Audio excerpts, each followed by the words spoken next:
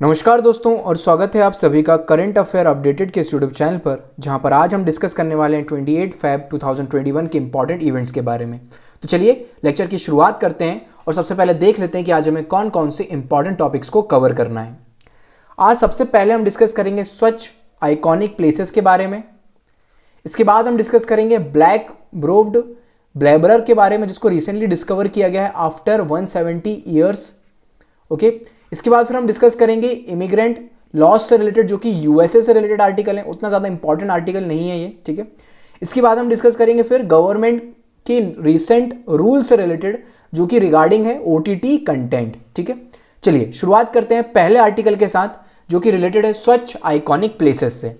क्या हुआ है रिसेंटली, जो मिनिस्ट्री ऑफ जल शक्ति है, ध्यान से सुनिएगा इस बात को, जो मिनिस्ट्री ऑफ जल शक्ति है उसने क्या बोला है, उसने अनाउंस किया है 12 साइट्स के बारे में, जो कि किसके अंडर आएंगी, जो आएंगी स्वच्छ टूरिस्ट डेस्टिनेशन के अंडर फॉर फेज 4।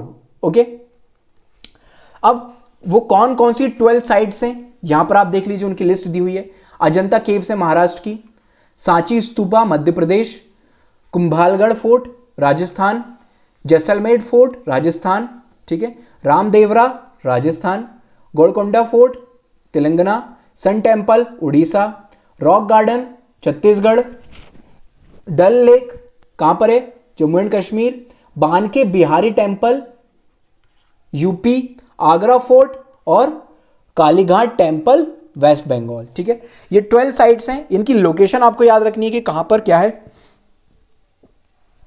ओके, याद रखिएगा कौन से स्टेट में कौन सी प्लेस लाई करती है। एक लिस्ट यहां पर भी दी हुई है आपके लिए नाम की, अगर वहां से आपको कोई प्रॉब्लम हो रही हो तो यहां पे वीडियो को पॉज करके नाम पढ़ लीजिए, ठीक है। चलिए आगे बढ़ते हैं और इसके बाद डिस्कस कर लेते हैं स्वच्छ आइकॉनिक प्लेसेस के बारे में। क्या है ये स्वच्छ आइकॉनिक प्लेसेस?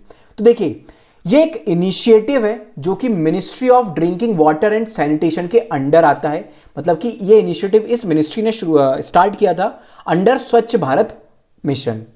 ओके, क्या मकसद है इसका? तो इसका मकसद है इंडिया में से कुछ एक ऐसी आइकॉनिक प्लेसेस को चुना जाए और उन्हें क्लीन किया जाए, ताकि जो विजिटर्स हैं उनको बेनिफिट वगैरह प्रोवाइड हो सके, ठीक है ना। कोई भी विजिटर ऐसी जगह जाना पसंद नहीं करेगा जहां पर बहुत ज्यादा गंदगी वगैरह है या फिर पीने की पानी की समस्या है। ओके, वहां जाने के लिए ट्रांसपोर्ट वगैरह की फैसिलिटीज नहीं है, तो जो विजिटर्स होते हैं ना, उनको काफी ज्यादा प्रॉब्लम्स वगैरह फेस करनी पड़ती हैं। तो इन प्रॉब्लम्स को एलिमिनेट करना इस स्कीम का मकसद है। ओके, किन के द्वारा इस इनिशिएटिव को इंप्लीमेंट किया जा रहा है? तो देखिए, स्टार्ट जरूर ड्रिंकिंग वाटर ने किया है, लेकिन 3 अलग अलग मिनिस्ट्रीज हैं जो कि वर्क कर रही हैं एक साथ मिलकर। अर्बन डेवलपमेंट, कल्चर और टूरिज्म, 3 ये मिनिस्ट्रीज हैं जो वर्क कर रही हैं इस स्वच्छ आइकॉनिक प्लेसेस को इंप्लीमेंट करने के लिए। ओके, क्या क्या किया जा रहा है इस इनिशिएटिव के अंडर? तो देखिए, सबसे पहले तो जो सीवेज ट्रीटमेंट प्लांट्स हैं उनको इंस्टॉल किया जा रहा है, ठीक है। सीवेज की फैसिलिटीज को इंप्रूव किया जा रहा है, ड्रेनेज फैसिलिटीज को इंप्रूव किया जा रहा है, सैनिटेशन फैसिलिटीज को इंप्रूव करने का काम किया जा रहा है, वाटर वेंडिंग मशीन वगैरह स्टैब्लिश की जा रही है, solid and liquid waste management system setup किया जा रहा है, structure restoration, lightning arrangement, okay, और फिर क्या, beautification of parks, road maintenance, better transport facilities, ये सारी अदर एक्टिविटीज इस इनिशिएटिव के अंडर की जा रही हैं। उम्मीद है आपको समझ में आया होगा। आगे बढ़ते हैं। छोटा सा आर्टिकल किससे रिलेटेड है? एक बर्ड से रिलेटेड है, ठीक है। क्या नाम है इस बर्ड का? तो ब्लैक ब्रोड बैबलर, ठीक है। ऐसा कंसीडर किया जा रहा था कि ये जो बर्ड है वो क्या हो चुकी है, वो एक्सटिंक्ट हो चुकी है, बट रिसेंटली ये बर्ड जो है वो रीएमर्ज हुई है। कहां पर देखने को मिली है? Borneo island. कौन सी कंट्री का आइलैंड है? इंडोनेशिया। तो बोर्नियो आइलैंड में देखने को मिली है ये bird again after 170 years. Okay, extent हो चुकी थी ये जो बर्ड है, काफ़ी ज़्यादा एनिग्मा अटैच है इस बर्ड से, यानी कि पहेलियाँ वगैरह काफ़ी ज़्यादा अटैच हैं। बहुत कम नॉलेज है इस बर्ड के बारे में हमें, ठीक है। चलिए आगे बढ़ते हैं और अब डिस्कस करते हैं हमारा अगला इंपॉर्टेंट आर्टिकल, जो कि रिलेटेड है Biden revokes Trump's immigrant visa ban, ठीक है। आपको पता है जो डोनाल्ड ट्रंप हुआ करते थे वो थोड़े से नेशनलिस्ट फीलिंग वाले व्यक्ति थे, ओके, और उन्होंने क्या किया था, यूएसए के अंडर वो चाहते थे कि यूएसए के जो सिटीजन्स हैं, यूएसए फर्स्ट की पॉलिसी उन्होंने अख्तियार की थी, ठीक है। तो उन्होंने बहुत सारे बैन वगैरह इंपोज कर दिए थे बाहर से आने वाले लोगों के ऊपर, ठीक है। अब क्या किया गया है, उन बैन्स को धीरे धीरे कर कर रिमूव किया गया है और इसकी शुरुआत हो चुकी है। तो रिसेंटली जो इमिग्रेंट बैन वगैरह थे, वीजा बैन था, उसको रिवोक कर लिया गया है जो वहां के न्यू प्रेसिडेंट हैं जो बाइडन, उनके द्वारा, ठीक है। चलिए क्या ऑर्डर्स हैं, ठीक है। इशू क्या है, देखिए जो H1B वीजा हुआ करता है उसको अभी रिवोक नहीं किया गया है, यानी कि अभी उसको उसके ऊपर जो बैन था उसको नहीं हटाया गया है, ओके। H1B वीजा जो है वो किससे रिलेटेड है, जो स्किल्ड वर्कर्स होते हैं, मेनली जो IT सेक्टर के जो वर्कर्स होते हैं उनको दिया जाता है H1 वीजा, ठीक है। L वीजा होता है जो कि इंट्रा कंपनी ट्रांसफर वगैरह के लिए दिया जाता है, ओके। उसके साथ साथ और अदर जो सेवरल वर्क इश्यूज वीजाज वगैरह हैं वो न्यूज में रहे हैं, ओके। एक एक करके इन वीजाज के बारे में पहले डिस्कस कर लेते हैं। H1B वीजा हमने अभी डिस्कस किया, जो पर्सन स्पेशलिटी ऑक्यूपेशन वगैरह रखते हैं, सच एज IT वगैरह की सर्विसेज वगैरह प्रोवाइड कर रहे हैं, उनको दिया जाता है। इसमें 70% जो वीजा है वो इंडियन सिटीजन्स को दिया गया था, ठीक है। उसके बाद फिर L1 वीजा किन के लिए दिया जाता है, कंपनी ट्रांसफर होता है। फॉर एग्जाम्पल मान लीजिए कि USA में एक कंपनी है, उसी माइक्रोसॉफ्ट है, माइक्रोसॉफ्ट की एक कंपनी फ्रांस में है, ठीक है। तो फ्रांस से जो व्यक्ति ट्रांसफर होकर USA जाएगा, कंपनी में ट्रांसफर होगा उसको दिया जाएगा L1 वीजा।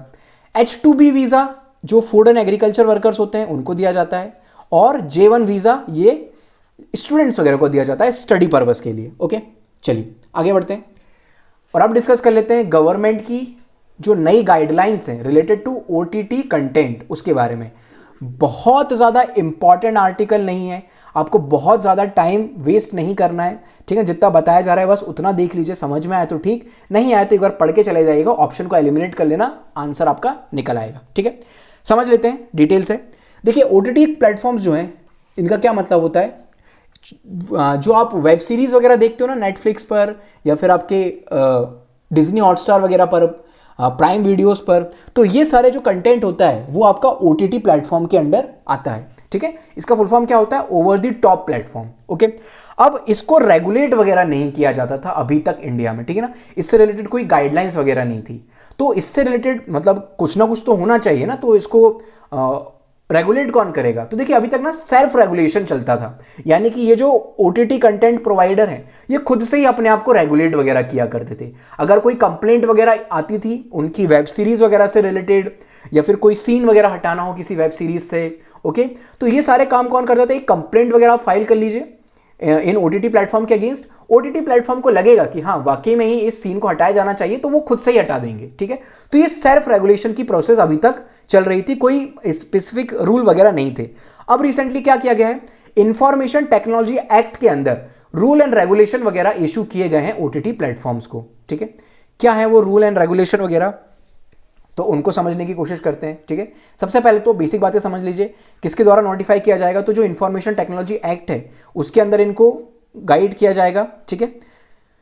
और मिनिस्ट्री कौन सी होने वाली है हमारी, तो ministry of information and broadcasting, ये मिनिस्ट्री होने वाली है इन चीज़ों से डील करने के लिए, ओके। पहली चीज़, जो रूल्स वगैरह बनाए गए हैं वो प्रॉब्लम्स को सॉल्व करने के लिए बनाए गए हैं। यानी कि मान लीजिए किसी वेब सीरीज, अभी रिसेंटली तांडव एक वेब सीरीज थी, इससे रिलेटेड कुछ इश्यूज वगैरह थे, ओके। मान लेते हैं अभी हम कंसिडर करते हैं कि अगेन कोई ऐसी वेब सीरीज है, तांडव का सीजन 2 आ चुका है, इससे रिलेटेड कुछ इश्यूज वगैरह हैं, ठीक है। तो अब इन इश्यूज को डील कैसे किया जाएगा, तो उसके लिए 3 टायर का मैकेनिज्म सेटअप किया गया है। पहला क्या होने वाला है, फर्स्ट लेवल में जो OTT प्रोवाइडर्स हैं वो खुद से ही उस प्रॉब्लम को, जो उनके पास एप्लीकेशन आएगी उसको 15 डेज के अंडर एड्रेस करेंगे, ठीक है। अगर आपको ऐसा लगता है कि आपकी प्रॉब्लम का सॉल्यूशन नहीं मिला है, तो अब आप क्या करोगे, स्टेप 2 पर चले जाओगे और एक सेल्फ रेगुलेटरी बॉडी को सेटअप किया गया है, ठीक है। इस सेल्फ रेगुलेटरी बॉडी में कौन कौन होने वाला है, तो इसको हेड कराया जाएगा एक सुप्रीम कोर्ट के जज या फिर हाई कोर्ट के जज के द्वारा, ठीक है। एक एमिनेंट पर्सन रहेगा, ठीक है, जो कि रिलेटेड होगा media, broadcasting, entertainment, child rights, human right वगैरह की फील्ड से, ठीक है। ये कमिटी जो होने वाली है, ओके, जो स्टैट्यूटरी बॉडी हो रहेगी ये, वो उसके पास पावर होगी सेंसरशिप की, यानी कि ये क्या कर सकता है, सेंसर कर सकता है, ठीक है ना, पूरी तरह से वेब सीरीज को हटा सकता है, कुछ जो उसके सीन वगैरह हैं या फिर उसको एलिमिनेट कर सकता है, ओके। फिर उसके बाद अगर हम बात करें एट द थर्ड टायर की, तो थर्ड टायर में, यानी कि अगर इसमें भी आपका कोई सॉल्यूशन नहीं निकल रहा है तो उसके बाद अगली जो मैकेनिज्म होगी वो होगी गवर्नमेंट लेवल पर, ठीक है ना। गवर्नमेंट लेवल के पास भी सेल्फ रेगुलेटरी बॉडी की पावर होंगी जो कि सिमिलर होंगी सेकंड लेवल से, ठीक है। ये भी क्या कर सकते हैं, सेंसर वगैरह कर सकते हैं।